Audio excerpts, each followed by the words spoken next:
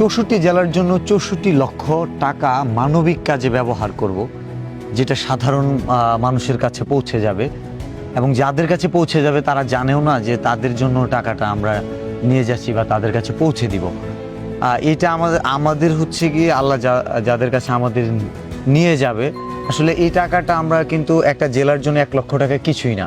কারণ একটা জেলায় যে পরিমাণ মানুষ থাকে সেটা ওই হিসেবে ১ লক্ষ টাকা মাথা পিছু ১ টাকাও না।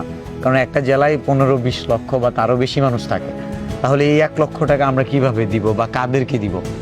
এই ১ লক্ষ টাকা পথে প্রান্তরে আমরা ওই জেলাগুলোতে ঘুরবো এবং এই পথচারীদের মধ্যে এমন কিছু শ্রমজীবী মানুষ আছে যারা কিনা ১০০ টাকার মাছ ২০০ টাকা দিয়ে তার কাছে কিনলে সে অনেক খুশি, মহা খুশি।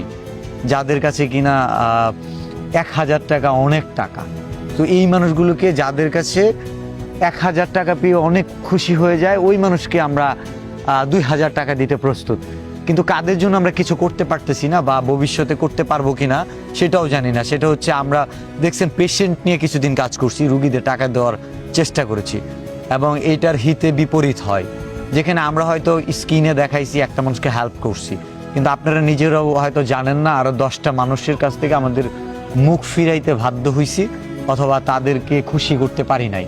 এই না পারার কারণ হচ্ছে মানুষের মধ্যে আবার কিছু অমানুষও ঢুকে যায়। কিছু মানুষ তাই অসুখ বাণিজ্য করে, যেটা রোগ বাণিজ্য বলে। কিছু মানুষ অসুখের টাকা নিয়েছে তার রোগ মুক্তির জন্য চেষ্টা না করে, তার চিকিৎসা না করে সেটাকে ব্যবসায় রূপান্তর করে। এবং একটা সময় হচ্ছে গিয়ে মানবিক জায়গা থেকে তাদের গাড়ি ভাড়া দিয়ে দিতাম যাদেরকে আমরা সহায়তা দিতে পারতাম না। বাট এই মুহূর্তে গাড়ি ভাড়াও দিতে পারতেছি না, ভবিষ্যতেও মনে হয় আমার জায়গা থেকে দেওয়ার সুযোগ থাকবে না। কারণ এই গাড়ি ভাড়াটা নিয়েও সে আরেকটা জায়গায় যাচ্ছে। আমি এখন পর্যন্ত যে কাজগুলো করছি আমি বলবো 50-50 কাজ, 50% কাজ আমার ভুল ছিল এবং 50% কাজ সঠিক ছিল। এবং আমি আসলে চাচ্ছিলাম আমি 100% সঠিক কাজ না করতে পারলেও যেন সংখ্যাগরিষ্ঠ কাজ আমার সঠিক হয়। তো সেই লক্ষ্যেই আমি কাজ করার চেষ্টা করতেছি। তো আমি এই প্রতিটা জেলায় আমি আসব এবং প্রতিটা জেলার জন্য ১ লক্ষ টাকা বরাদ্দ থাকবে। সেটা হতে পারে আমার ব্যক্তিগত তহবিল থেকে অথবা কোনো সোর্স থেকে। যদি সোর্স থেকে আসে বা কোনো কোম্পানি আমাকে দেয় সেটাও আমি আপনাদের জানাই দিব কয় টাকা দিচ্ছে। এবং এই টাকাটা যদি কেউ দেয় আমাকে, কোনো ব্যক্তি বা কোনো সংগঠন অথবা কোনো কোম্পানি আমাকে দেয়, তাহলে সেটা আমানত হিসেবে ওই জেলার কাছে পৌঁছে দিব। আর যদি আমার পক্ষ থেকে দিই সেটার জন্য তো দায়বদ্ধতার কিছু নাই, আমি ১ লাখের বেশিও দিতে পারি আরও। আর এই কাজটা করতে গিয়ে আমাকে যারা ডোনেট করে, এখন পর্যন্ত যারা ডোনেট করছে তাদের ৫ টাকাও আমি আমার ব্যক্তিগত খরচে ব্যবহার করি নাই এবং আমার ইচ্ছেও নাই। কারণ আমরা ভিডিও থেকে যে পরিমাণে ইনকাম করি আমাদের আসলে ওই জায়গা থেকে টাকার দরকার পড়ে না।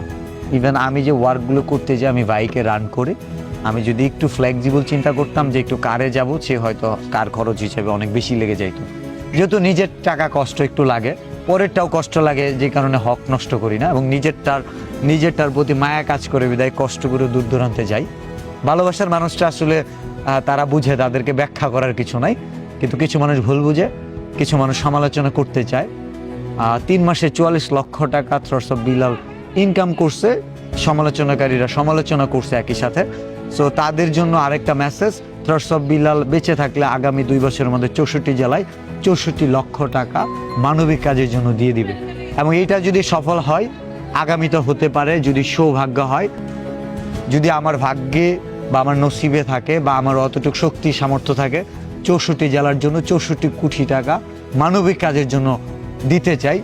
সেটা আমার মাধ্যমে হতে পারে অথবা আমার ব্যক্তিগত তহবিল থেকে, যদি আমার সামর্থ্য হয়।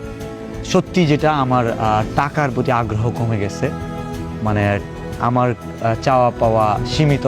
একটু নিচে রাখো। এই ১২৫ টাকার জুতাটাই পাল্টাই না, শুধু আপনাদের জন্য।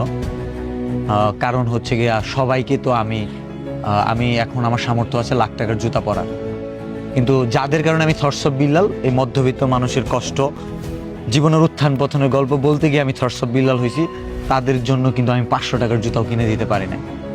সো অনেক মানুষের দায়বদ্ধতা, আমার এই জন্য ব্যক্তিগত জীবনকে খুব বেশি গোছালো করতে চাই না। এবং এটা নিয়ে অনেকে আমাকে বলে যে অনেক টাকা ইনকাম করে, ওর মধ্যে অনেকেই ছোট করে হ্যাঁ প্রতিপন্ন করে, হ্যাঁ একজন হোটেল বয়, তার মানে স্বভাব খাসিলত খাচ্ছত এগুলো চেঞ্জ হবে না, এটাই স্বাভাবিক। এই চেঞ্জ না হওয়াটা কিন্তু মন্দ না, এটা মানুষের জন্য ভালো।